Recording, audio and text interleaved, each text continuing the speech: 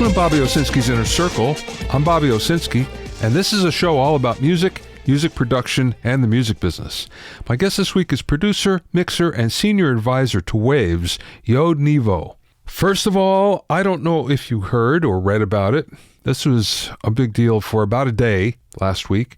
CD Baby and TuneCore, both of them in separate deals, made a deal with Tencent Music in China. Now, this was touted as a big deal. I don't know if it's as big as everyone thinks, but Tencent Music is huge. It already owns 84% of the Chinese market. That's the equivalent of 652 million active mobile users every month, which dwarfs everybody else. So the whole idea here is if you're a member of either TuneCore or a CD Baby, your music will automatically be available in China.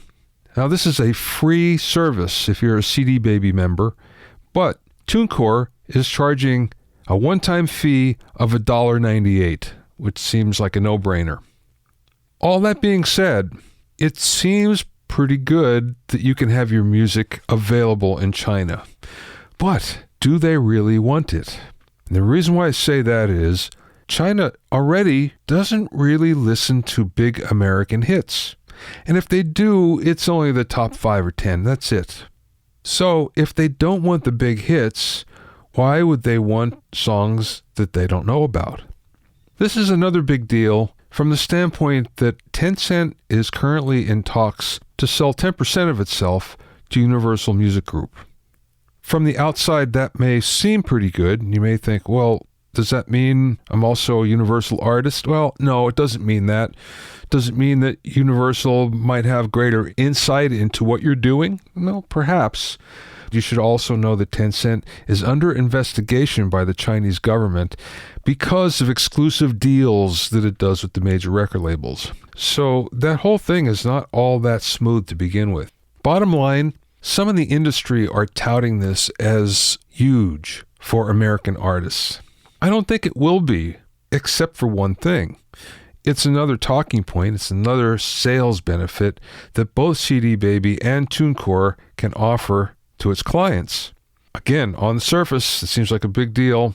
I'm not so sure in the long run that's really going to mean anything to you.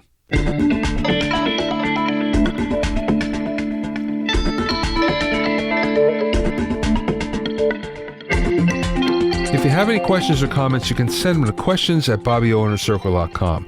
Don't forget about my online courses on mixing, production, branding, and music business success at BobbyOwsinskiCourses.com.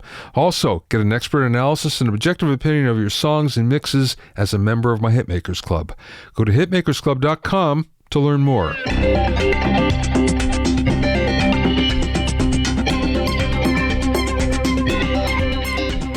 Now here's something that I think is worth mentioning, and that's digital Patchbays. So if you're in a studio that needs a Patchbay or already has a Patchbay, you probably don't know of the pain that you can go through putting one in. If you're looking to do it in your studio and you've researched it a little bit, you're probably shocked at what it would cost. Yes, the average Switchcraft Patchbay is only about $500. That being said, you can spend another $2,000 to wire it up easily, and then another $1,000 just for the cable that goes between the Patchbay and all your outboard gear. And then there's the unseen costs of patch cables. At $15 to about $30 a piece, you need different sizes, you need adapters. So that winds up maybe being another $1,000 right there. That's a lot of money out of your pocket for a Patchbay. Now, no big deal if you're going to use it every day. If you're tracking a lot, you probably need it. If you're mixing, well, you're not really accessing your outboard gear, so it doesn't matter. But again, if you're in a tracking situation where you're using a lot of mic inputs, then yeah, you probably need it. But again, expensive. Then there's also the problem that we've all had with analog Patchbays from day number one, and that they get dirty. They corrode a little bit. So all of a sudden you get all these nasty pops and crackles and things that are happening, noises that come out of nowhere, usually at the worst possible time, in the middle of tracking. And of course, all you have to do is pull the patch cable out, put it back in 2 or 3 times, and that gets rid of the dirt, and you're okay, maybe. Again, major hassle, major headache. Now, the latest versions of Patchbays are actually a little bit easier to wire up. Instead of doing point-to-point wiring on each one of those jacks, which, oh God, if you've ever done it, you know how tedious a job it is wiring that up. Most of them have now gone to DB25s. So again, that's a multi-connector, and it makes it easy to actually lash everything up in the back of the patch bay, but you still have to wire those things, just as tedious, just as much of a problem. So you'll probably wind up actually buying them. That's more money that you have to spend, or finding somebody that's really good at doing them, which isn't easy. So there must be a better way. Yeah, if you're in the digital domain, there's been a way for a long time. Z Systems kind of owned the digital patch bay market that you would see in every single mastering studio, since there was so much going on that was digital to digital. And that's what they really excelled at. Along came the Euphonics System 5, if you're lucky enough to work on one like I was for a while. And that had a digital to analog patch bay. So it was basically an analog patch bay that was digitally controlled. You never had to use patch cables. And that was an early version. Now we have some fairly easily accessible new digitally controlled analog patch bays. There's one from Flock Audio. It's called the Patch System. It's about $2,800. There's one from CB Electronics that I just saw recently. It's called the X-Patch 32. It's available for about $2,500. Now that may seem like a lot of money, and you're thinking, well, maybe I'm not really saving that much more from an analog patch bay. Well, think about this though. There's no patch cables, so you're saving yourself all of that money. Second of all, because there's no patch cables, you don't have to worry about jacks getting dirty. All that noise that comes at the worst possible moment. The new patch bays also have built-in inputs on the front. So it makes it kind of easy if you want to do some external ins and outs on a rental piece of gear, for instance. Or you want to plug a guitar into a piece or a keyboard. I think the biggest thing is you can store and recall routings. And that's what we really want. So you put it together the first time and you click on a preset and it's back, all of your routings. If you're in a studio where there are multiple people working it, this is invaluable. But even if you own the studio, it's still invaluable because you may have different setups for different types of sessions. And this takes care of everything for you. You can store and recall all of your routing. Usually these are expandable too, very easily. So most of the new ones are 32 by 32, 32 ins, 32 outs. If that's not enough, you can expand it usually 4 or 5 times beyond that. You don't have to worry about labeling, and anybody who's ever put together a patch bay knows how important and what a pain labeling is. So in other words, you put this beautiful patch bay together, and then you realize you don't know where anything is at. So you have to go and you have to label everything. And there are ways that you can do it, and there are ways you can print out things. But again, it's another few hours out of your life that you will never get back. So the good thing about digital patch bays is the fact you don't have to worry about labeling anymore. A thing that I really like as well is you get advanced multing options. And that's one of the things about patch bays is that there are probably certain situations where you want one device to patch into several other devices. And usually it's 2, but it could be more. And that's the beauty of digital patch bays.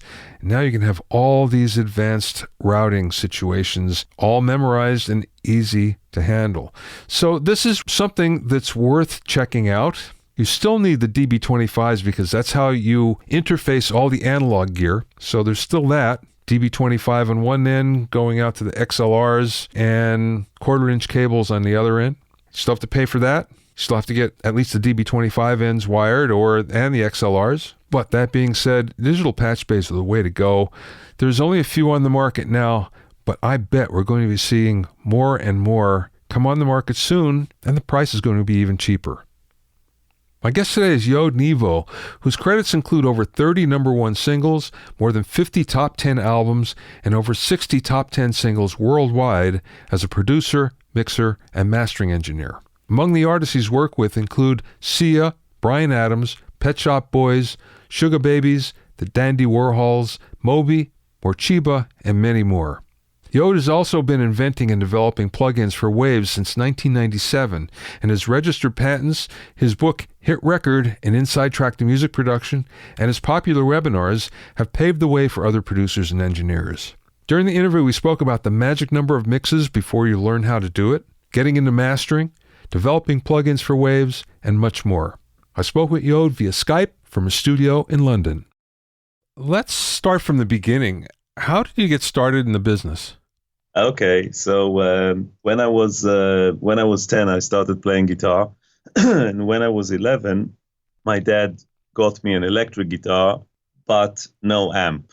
So I had one one jack lead, and I cut one end of it, and I exposed the wires, and I plugged the other end to the guitar, and I started looking to places where I can plug the guitar in here and get sound out of it. And I got I got electrocuted. I blew up the TV, loads of, incidents like that. And so basically it was always hand in hand together, like the engineering with the musicianship, it started with guitar. Later on, it developed to keyboards and synths and stuff like that. But I used to build stuff. I took the lamp off and made a talk box out of it and things like that.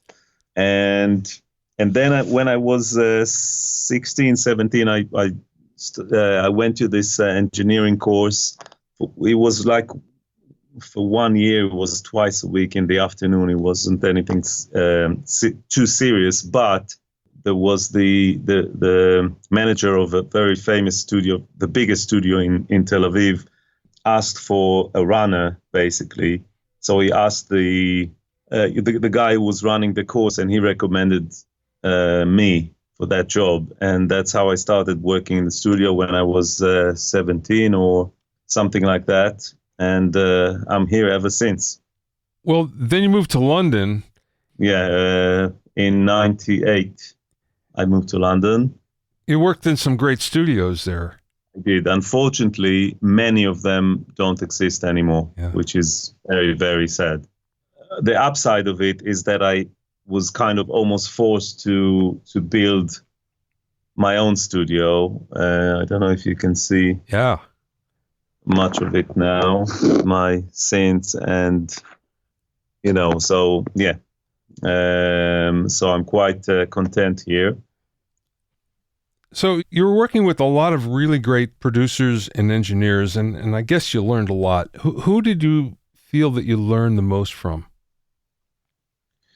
Wow, it's hard to say. I think that the engineer who influenced me the most, because I was only assisting for not a very long while. After a year in that studio that I worked in when I started, I got very lucky, and I got to engineer. It was like in the stories, the engineer got a phone call and had to leave. And the producer asked me, well, do you think you can take over? And I was, yeah, no problem. And I was like shitting myself. Yeah. Sorry, I don't know if I can use this. Yeah. Yeah. But, and basically I ended up engineering the whole album and co-producing it when I was like 18 or something like that. And after that, I was very cocky, and I said, well, I don't want to assist anymore. And I left the studio and I became a freelance and that. But during the time that I did assist, there was an engineer who I learned a lot from. And he told me, he said, you don't know what a mix is until you mixed 200 songs or 200 mixes. And I remember at the time I said, wow, how long will it take me, before I can reach that crazy number? And looking back, I don't know how many thousands of mixes, I've done. But at that time, so that kind of influenced me. But his technique, he was very methodical and really building it from the ground up and putting a lot of attention to details. And I'm like that as well. And some of it is because some of that is because of him. When did you feel like you got good at mixing? Because, as you say, 200 mixes, that's probably a good number, but there's a certain point where you go, okay, I have this now. I think I know what I'm doing. I don't know if I'm at this stage now even. It's something that keeps evolving, and you keep, there are some mixes that I've done that I can enjoy them mostly because they remind me of an era or of like the vibe in the studio or whatever.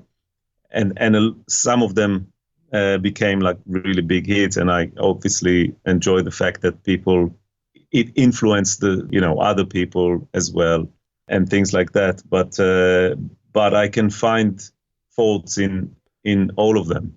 So and I think that's why I keep asking myself, is that all the time when I produce a lot and I do a lot of songwriting and a lot of mixing, but in all and I develop products for Waves, which is like almost a totally different thing, but it's very much related. And within all that, I keep asking myself at any given moment, is this the best that this could be? Is this the best mix, or is this the best balance that this song can have, or is this the best vocal take that I can get out of the singer, or is this the most convenient and easy workflow that we can get on a plugin? So I think it's an important. Well, I can't help it. This is how I roll basically. But I think it's quite an important thing to not get too, I don't know, satisfied with and settle on mediocrity, but to try to thrive to excellence. It's funny you should talk about that. Ken Scott, the great engineer producer, of course you know who he is, he told me that after he did the Supertramp album, he thought he got it as good as possible, that he could never top what he did. And he said it screwed him up for a couple of years, feeling that I already did it, so I can't do it any better. And it took him a while to get out of that mindset. Well, in his case, he's probably right, because it's this album is genius, in every aspect of it, and the sound is obviously a big contributor to that. But no, I never felt content. I always try to better myself. I want to get to Waves in a second, but I know you work as a producer and a songwriter and an engineer, and now you're doing mastering as well, or you've been doing mastering for a while. Out of all those, what do you prefer? What's the most fun? The most fun is to be able to work on different things in any given day or week, maybe. So one day I'll be mixing one, and even it's not a whole day. It's not like it used to be when you get like a day and a half or 2 days to do a mix, and then you go home and listen to it and come back and do a few tweaks, and that's it, and then it's gone. And unless you have to do recalls, which is a nightmare, and all that. So these days I work like 90% of the mix is done in the box, and then if required, then I would run it through the desk just for summing. So I can always, and I line up the desk so it's very easily recallable. It's not even a recall, you just load the session. So and that means that I can do a mix, I can work on it for 2 hours or something, and then maybe move to something else, come back to it. If it's ready to print, then I'll print it, and then I'll go home, listen to it in the car, on the headphones. Sometimes I spend more time with the song on the phone than in the studio, because with the technology and all the plugins and all that, it takes, plus I have my assistants who prepare the mix for me to death, basically. So I don't have any technical issues like breaths and stuff and edits, and so it's all ready and it's all colored and all positioned how I like it and all that. So that saves a lot of time. Then I work very quickly, and if I can print something, then I would listen to it many times during the next day or two or even three, and make kind of mental notes to what I need to do. And then when I load it up again, it will take me 5 minutes to actually perform those tweaks, because it's so easy. And while I'm doing that, I would probably master a track or two. And if I have a writing session, then it will take a day. But otherwise, it's kind of, I do a little bit. And this is what I like about it, because, I once mixed a song for 2 weeks, one song every day, like 14 hours a day. I don't miss that. And it wasn't, some of it was my fault, but not all of it. And I don't miss it. No. Yeah, I'm with you there. That's for sure. You mentioned mastering. Let's talk about that for a while, because making the transition mentally into mastering, many engineers can't do that or don't want to do it. So why did you decide to do that? Well, I've done it at a very early stage. I started mastering back in mid-90s after I wasn't happy with the results that I was getting back from mastering. And it was around quite soon after I joined Waves. I joined Waves in 97. I don't remember when we started working on the mastering bundle, but I got, I was mastering on my own on like in analog gear, but then we started developing this mastering bundle, and I dived really deep into this whole concept and creating mastering tools that a lot of engineers, still use. So it kind of evolved together, basically. So I know the difference between mastering and mixing, and I'm not trying. I mean, I think the most important thing is, and maybe that's what's difficult for mix engineers. In mastering, you don't change stuff. You just touch it. You almost like hover. It's like, a bee hovering above a flower and not even touching it. You just sprinkle it ever so gently. So, and I said once that my whole experience, all my years of experience, basically materialize into 0.4 dB at 10K or something like that, Yeah. So it's very, very little. And I think that a lot of mixing engineers are used to turning knobs, and it's not about that. It's not about that. Well, I think the other problem too is if you're mastering on the same speakers that you mixed on, you might be missing a problem that you're only compounding if you're, for instance, if there's a dip at 2K and you're not aware of that, you may be making it worse at 2K if you're mastering on those same speakers. True, but and that brings us back to the studio, being a freelance and working in many studios and all that. I think that I had my own proper studio. I always used to have like production rooms and writing rooms and things like that, but I had a proper studio for the past 15 years or something like that, and I know it well, and the sound is, I know what I'm hearing. So in effect, it only contributes to the fact that the more time I spend in this room, I mean, not this one specifically, because this one I just finished building a few months ago.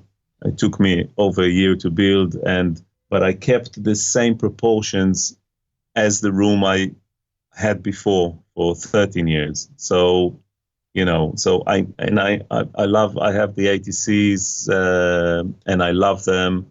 And I have my Proax, which I love as well. And I just know it. I just know exactly what's going on. And so when I master for other people, it's very easy for me. And when I master my own mixes, I don't really master them in a way. Because if I need to do something, I'll go back to the mix and change it. So I don't use EQ or anything like that in the mastering. It's just a level thing and making sure that, You have the right kind of loudness units and all that. And these days, in the past 2-3 years, where the loudness war is kind of over effectively because of all the streaming standards of Spotify and Apple and YouTube, it's a lot easier because you don't have to crank it so hard. You know, one of the things that I think a lot of mixing engineers who are mastering on material don't understand is for mastering, it's level between songs as well. It's making all the songs, if you're working on an album, which is less and less these days, but it's trying to make them all sound somewhat the same, like they belong together. And that's more important than tonal quality or levels or whatever. It's that relationship. But that seems to not sink in for some reason.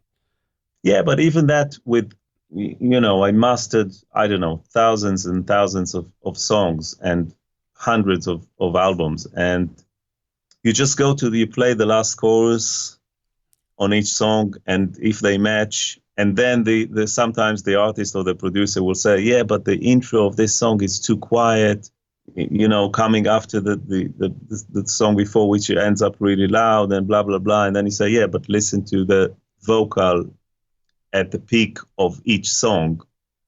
Yeah. And, and so it's techniques which you just learn and improve yourself through time. Sure. Let's talk about Waves. How did you get involved then with Waves? Did you get involved with them right from the beginning? Almost. Basically, I was. It was right around the time that I started mastering myself, and I heard about Gilad, who was one of the founders, who used to be an engineer. So I used to know him from the studio that we were both freelancing in. And he told me about this prototype that they built. That was actually before Waves. It wasn't, basically they had, it was a hardware thing. It was a computer. It was like a 386 computer with a touch screen, which was basically a piece of rubber or something that was kind of glued to the screen and you could touch it. It was very low resolution. And it had a 6-band EQ, a 6-band compressor, and a limiter. And it was like, it was running, I know it now, I didn't know it then, but it was running on Motorola. So it was basically the TDM technology. And these were the predecessors of the Q10 or the Q6 in this case, and the L1 and the C1. So I took this box to the studio I was working in, and I was running stuff. It had the SPD, so I was running stuff from that one DAT to another, and using the processing. And then there was a thunderstorm, and the whole block or something, the power went down. And when it came back on, this device never got back to life. Oh. So basically, it got fried. And I called Gilad. It was like, it was midnight, and he came, and Meir came. Meir is the other founder. And it was like raining, and so basically I destroyed, there were like 1.5 units. There was this unit, and then there was another unit which never really worked. And now they had none, basically. And after that, they offered me a job, basically. So then the idea was, okay, let's not use hardware anymore. Let's just do the software part of it, because we don't have to worry about getting it fried. Yeah, exactly. Okay, so what were the first plugins that you worked on then? It was the Renaissance EQ and the L2. Yeah, that was a while ago. And then we did then there was a lot of other stuff. I was very proud of the, what's it called? The multi-tap, the super tap delay, which, because I'm sure you remember that, but up to that, all the multi-tap delays were like in numbers and stuff, and you had to, and I wanted to do it like a timeline thing. So that the taps are like regions in Cubase. So you can just move them, and you can quantize them to grid or make them slip, and So that was one of. So I was very proud of that. I think that I'm also responsible to meters being kind of orange rather than kind of green.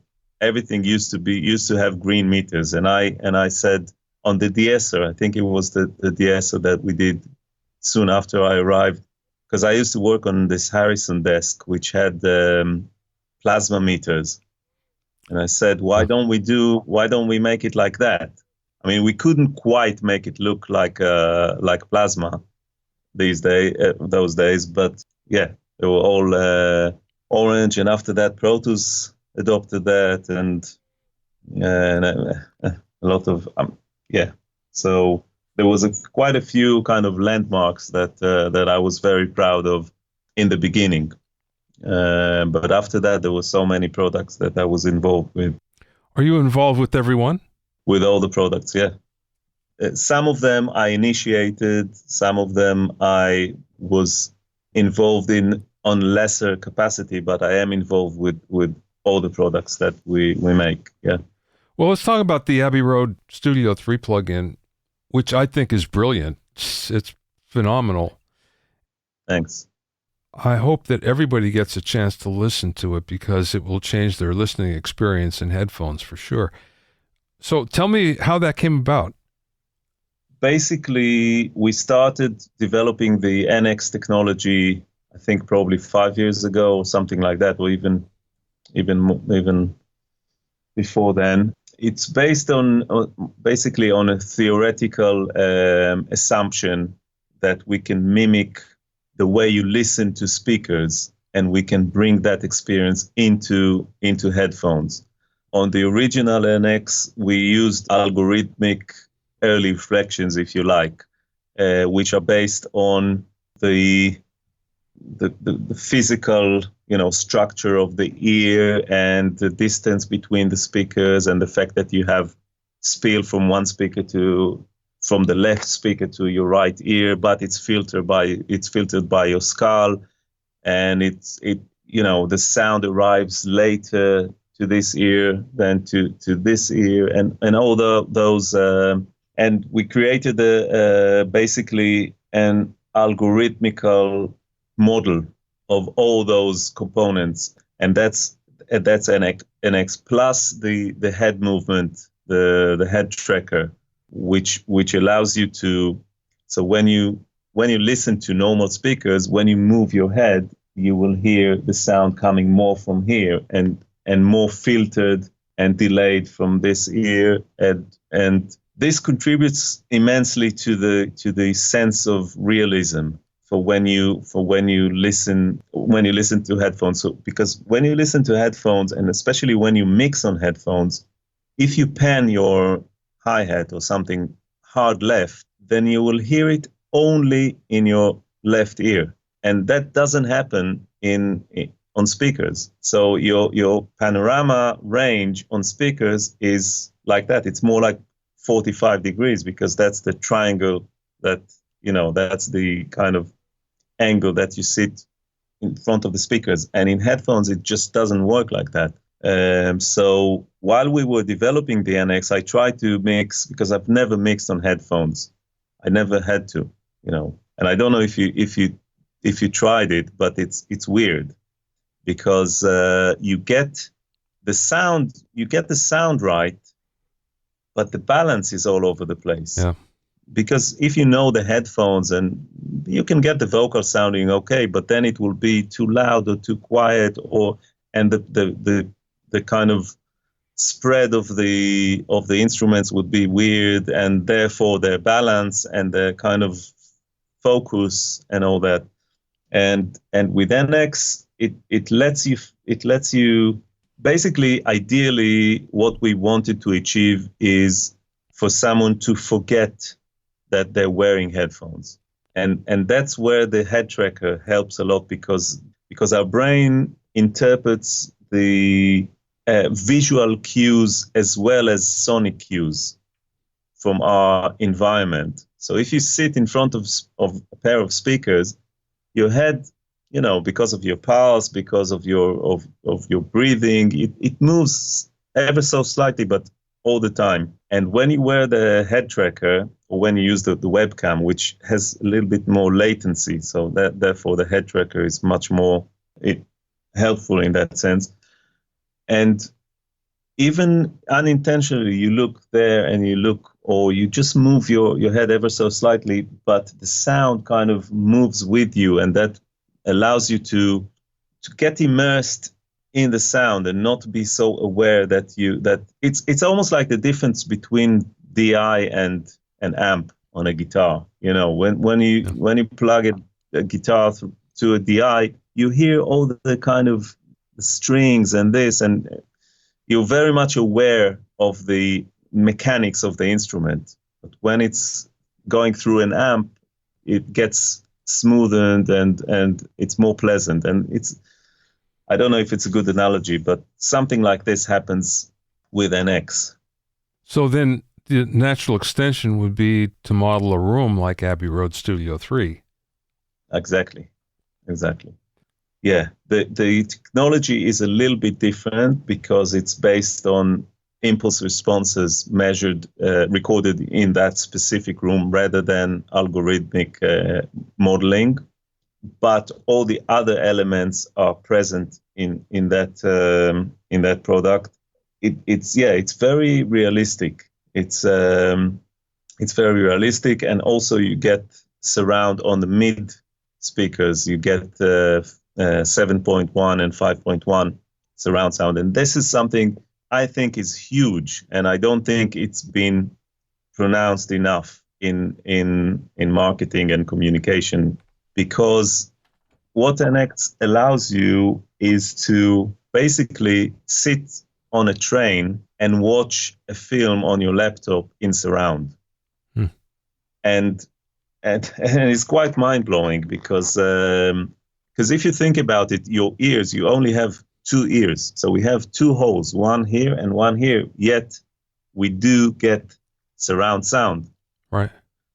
And if you mimic all the parameters, or we try, obviously we don't get the same kind of level of detail and all that, but if you mimic some of the parameters, then you will hear surround sound on headphones, on stereo headphones, normal headphones, which is, I think it's a big deal. Yeah, it is, especially since immersive audio is becoming a big deal, and that's across all different formats, especially music now.